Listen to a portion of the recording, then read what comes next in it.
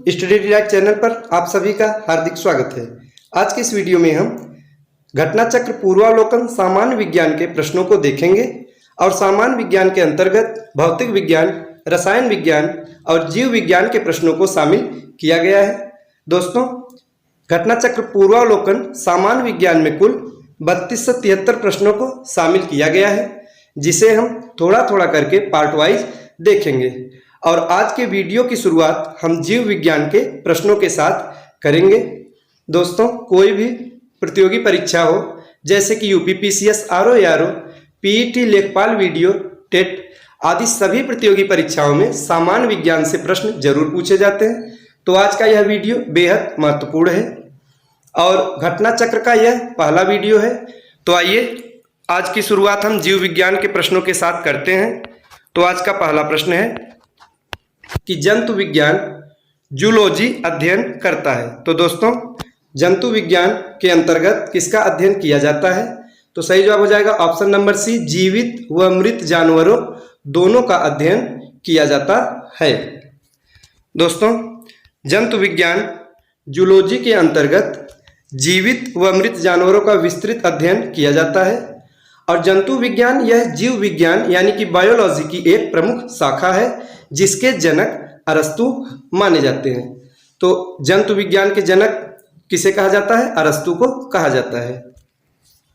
अगला प्रश्न है, सूची 1 का सूची 2 से सुमेल कीजिए और सूचियों के नीचे दिए कूट का प्रयोग करते हुए सही उत्तर का चयन कीजिए। तो आइए दोस्तों मिलान करते हैं। सबसे पहले है पक्षी। तो पक्षी का अध्ययन ऑर्निथोलॉजी के अंतर्गत किया जाता है। ए का 3 हो जाएगा। दूसरा है वंशागति। वंशागति दोस्तों जेनेटिक्स, बी का 4। तीसरा है पर्यावरण, पर्यावरण इकोलॉजी। और अंतिम है जीवाश्म, जीवाश्म यह पेलियोबायोलॉजी। तो दोस्तों मिलान दिया गया है, पक्षी ऑर्निथोलॉजी, वंशागति जेनेटिक्स, पर्यावरण इकोलॉजी और जीवाश्म पेलियोबायोलॉजी।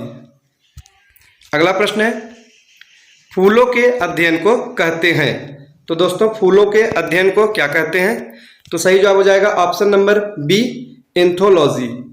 फूलों के अध्ययन को एंथोलॉजी कहते हैं। अगला प्रश्न है, कीटों के वैज्ञानिक अध्ययन को क्या कहते हैं? तो दोस्तों इसका सही जवाब हो जाएगा ऑप्शन नंबर बी, एंटोमोलॉजी। कीटों के वैज्ञानिक अध्ययन को एंटोमोलॉजी कहा जाता है। और इसके साथ ही देखेंगे इक्थियोलॉजी क्या है। तो इक्थियोलॉजी के अंतर्गत मत्स्य की संरचना, कार्यकी इत्यादि का अध्ययन किया जाता है। एंटोमोलॉजी कीटों का वैज्ञानिक अध्ययन, पैरासिटोलॉजी परजीवी जीवों का अध्ययन और मैलेकोलॉजी इसके अंतर्गत मोलस्का और इनके खोलों का अध्ययन किया जाता है। आगे है प्रश्न नंबर 5 है दोस्तों, निम्नलिखित में से कौन सा विषय जनसंख्या एवं मानव समुदायों के महत्वपूर्ण आंकड़ों के अध्ययन से संबंधित है?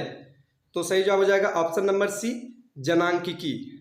दोस्तों यह प्रश्न यूपीजीआईसी 2017 और यूपीपीसीएस प्री 1994 में पूछा गया प्रश्न है। अगला प्रश्न है, विभिन्न संस्कृतियों के वैज्ञानिक विवरण के तुलनात्मक अध्ययन को कहते हैं। तो दोस्तों विभिन्न संस्कृतियों के वैज्ञानिक विवरण के तुलनात्मक अध्ययन को क्या कहा जाता है? सही जवाब हो जाएगा ऑप्शन नंबर ए, इथनोलॉजी कहा जाता है। अगला प्रश्न है प्रश्न संख्या 7,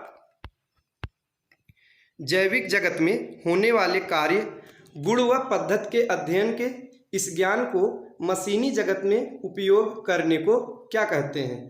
तो दोस्तों इसका सही जवाब हो जाएगा ऑप्शन नंबर ए, बायोनिक्स कहते हैं। अगला प्रश्न है, पैलियो वनस्पति के अंतर्गत अध्ययन करते हैं।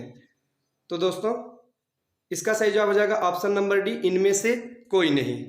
क्योंकि दोस्तों पैलियो वनस्पति के अंतर्गत पादप जीवाश्मों का अध्ययन करते हैं, जो कि लाखों वर्ष पूर्व बर्फ, मिट्टी इत्यादि के नीचे किसी प्राकृतिक घटना के कारण दब गए थे। उनकी छाप पत्थरों की चट्टानों में प्राप्त होती है। तो दिए गए विकल्पों में पादप जीवाश्म नहीं है, तो इसलिए सही जवाब हो जाएगा ऑप्शन नंबर डी, इनमें से कोई नहीं। आगे है प्रश्न संख्या 9, रेशम कीट पालन को कहते हैं। तो दोस्तों सही जवाब हो जाएगा ऑप्शन नंबर सी, सेरीकल्चर। रेशम कीट पालन को सेरीकल्चर कहते हैं। यह प्रश्न बहुत ही ज़्यादा महत्वपूर्ण है, कई बार परीक्षा में पूछा गया है कि रेशम कीट पालन को क्या कहते हैं, तो सही जवाब हो जाएगा सेरीकल्चर कहते हैं। आगे है प्रश्न संख्या 10, मधुमक्खी का उपयोग किया जाता है। तो दोस्तों मधुमक्खी का उपयोग, इसका सही जवाब हो जाएगा ऑप्शन नंबर सी, एपीकल्चर। मधुमक्खी एपीकल्चर। और दोस्तों ये थे आज के 10 महत्वपूर्ण प्रश्न। आगे के प्रश्नों को देखने के लिए आप हमारे चैनल के साथ जुड़े रहिए। अगले वीडियो में आगे के प्रश्नों को शामिल किया जाएगा। तब तक के लिए नमस्कार।